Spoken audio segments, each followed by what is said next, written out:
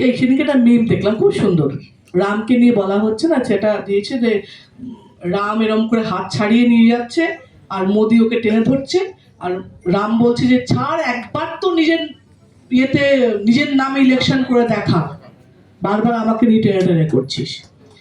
তো যদি সত্যি রামকে নিয়ে ইলেকশন করছে, এই যে এত বড় কথাটা আপনি বললেন, ওরা বলেছে রামকে বাড়ি দিচ্ছে রামের, এটা আপনি আমাদের কথা না, আপনার তখন প্রোটেস্ট করতে মনে হবে না যে রামকে বাড়ি দিতে? শুনে তো অবাক হলাম যে এত ক্ষমতা, এত ক্ষমতা আমরা রামকে বাড়ি দিতে পারছি।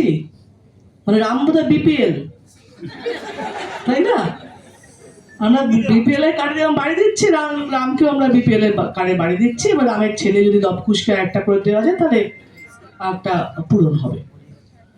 তো আমরা যে যেমন ধর্ম নিয়ে সত্যি হচ্ছে, ধর্ম নিয়ে হচ্ছে, কিন্তু আমরা তো ধর্ম রাজনীতি করছি না। আমার বক্তব্য, যদি আপনি যখন সিনেমা দেখেন, শাহরুখ খানের ফ্যান হন, আমির খানের ফ্যান হন, সেরম ভাবে উত্তম কুমারের ফ্যান হন, তখন তো আপনি দেখেন না ধর্ম কোনটা, আপনি তার কাজ দেখেন। আপনি দেখেন শাহরুখ খান কত ভালো ফাইট করছে, আপনি দেখেন আমির খান কত ভালো অ্যাক্টিং করছে, সালমান খান কত বড় হিরো। ইকুয়ালি যখন আপনি হিন্দু নায়কদের ছবি দেখেন, তখন তাকেও সেভাবে ভালোবাসেন। তখন তো আপনি দেখেন না পেছনে খান আছে না, রায় আছে না, ব্যানার্জি আছে না, আলী আছে।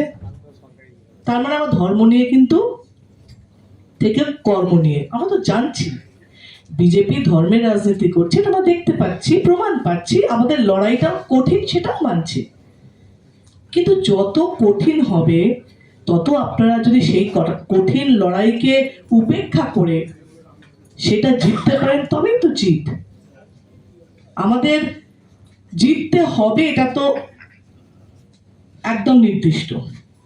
এবার কে কতটায় জিতবেন, কে কতটায় চেষ্টা করবেন, এবার চেষ্টাটা আমি একটা মানে সত্যি কথা বলি, আমি আগের বারও প্রত্যেকবার এসে বিপ্লব অপূর্বর রাত দেখাই এবং এই প্রশ্নটা করি, আপনারা জিতেন কি করে, আমি কেন জিতি না?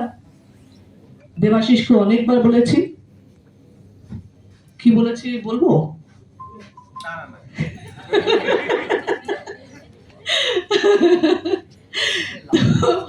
তো তার মানে সবাই যদি যেতে আমি ছাড়া, তাহলে এটা প্রমাণ হচ্ছে যে আমি খারাপ প্রার্থী।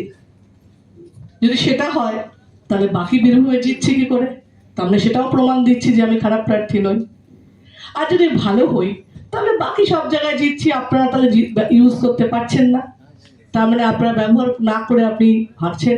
তার থেকে বড় হচ্ছে আপনারা তাহলে নেতা হিসেবে খারাপ, আপনারা জেতাতেই পারেন না, আপনারা ভোট অব্দি পৌঁছতে পারেন না। মানে একটা তো আপনাকে কনক্লুশনে আসতে হবে যে কি কারণে হচ্ছে, আমরা এই কারণে জিতছি না।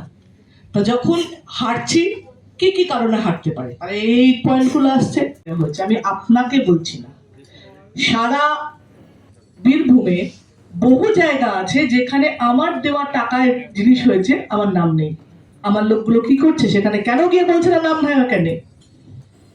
তার মানে আপনারা আপনাদের কাজটা করছেন না। আমি সব থেকে মজা, এই কদিন আগে একটা পঞ্চায়েতে, আমাদের পঞ্চায়েত, আমি ওই বিল্ডিংটা করে দিয়েছি, আমি ভিডিও দেখলাম।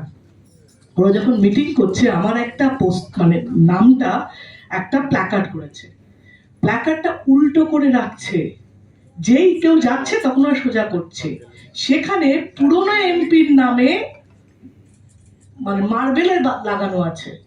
ভাবতে পারছো কোথায় আছে? এইখানে যে পঞ্চায়েত নিজেদের এমপির টাকা, শতাব্দী রায় ভুলে যাও, ডেজিগনেশনটাকে দেখো, তাকে যদি না রাখে তাহলে কি দল করবে, কি করে জিতবে আশা করা যায়? আপনাদের আমাদের দোষ হয়ে যাচ্ছে সেখানে যে এখানে আমরা আমাদের প্রচার করতে পারি না। আমি এখানে একটু জানতে চাই যে আমাদের যে এখানে আছে এমপি ল্যাডের, আপনাদের যে কাউন্সিলর আছেন, তাদের ওয়ার্ডে আমার কি কি জিনিস দেওয়া আছে, কেউ কি বলতে পারবেন? দ্য সহজ পাঠ, সহজ কথা, সঠিক তথ্য।